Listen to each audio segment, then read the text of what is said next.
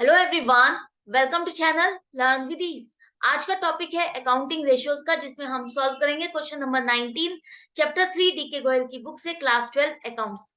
Online sessions, online classes अगर आप चाहते हो, इंटरेस्टेड हो, तो जल्दी से अपना नाम और क्लास मुझे इस नंबर पर व्हाट्सएप कर दो।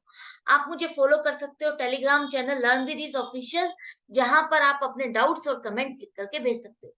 तो यहाँ पर क्वेश्चन में आपके पास एक फर्म की करंट रेशियो है 4.5:1, क्विक रेशियो है 3:1, और आपको दी है इन्वेंट्री 60,000। निकालना क्या है?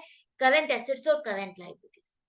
आपके पास जो इंफॉर्मेशन दी है उसके अकॉर्डिंग आपको करंट एसेट्स और करंट लायबिलिटीज निकालनी है, जो कि अपेरेंटली तो आपको दिख नहीं रहा कि कैसे निकालोगे।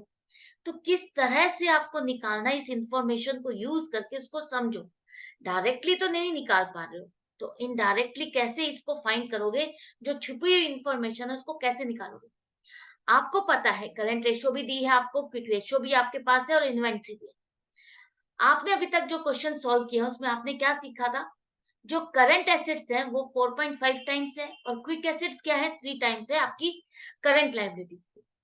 और अगर आप current assets minus quick asset करते हो तो आपको क्या मिलता है? इन्वेंट्री मिलता है। तो अगर हम ये जो रेशियो है, इस रेशियो के हिसाब से अगर हम देखें, तो आप 4.5 माइनस 3 कर देते हो। करंट एसेट हम मान लेते हैं 4.5 है, और क्विक एसेट है 3।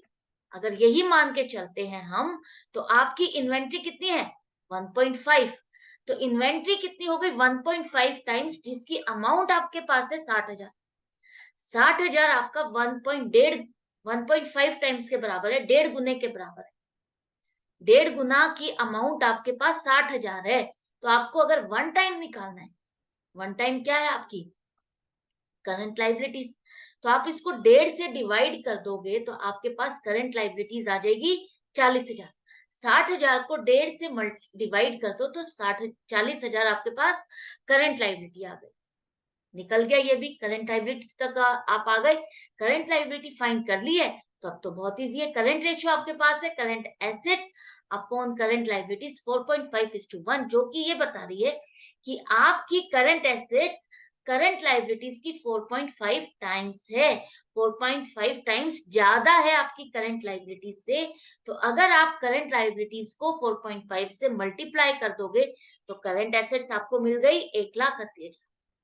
तो ये था क्वेश्चन जिसमें आपको पूछा था करंट एसेट्स और करंट लायबिलिटीज किस तरह से फाइंड करना है, वो आपने सीखा। कैसे सीखा? रेशियोज ही दी हैं, तो रेशियोज को भी आप यूज करके कैसे आप वैल्यू तक पहुंच सकते हो, वो आप तभी समझ सकते हो, तभी जान पाओगे जब आप क्वेश्चंस को प्रैक्टिस करोगे। मिसिंग इंफॉर्मेशन निकालना इसी तरह से आपको समझ में आएगा। जब प्रैक्टिस करोगे, जितनी प्रैक्टिस करोगे, तभी आप उसको उतनी जल्दी क्रैक करना सीखोगे, किस तरह से मैं किस इंफॉर्मेशन को यूज करके अपने आंसर तक पहुंच सकता हूँ। तो मिलती हूँ नेक्स्ट वीडियो में नेक्स्ट क्वेश्चन के साथ, लेकिन आपको मेरे साथ बने रहना होगा, अपनी प्रैक्टिस जारी रखनी होगी। Good bye and take care.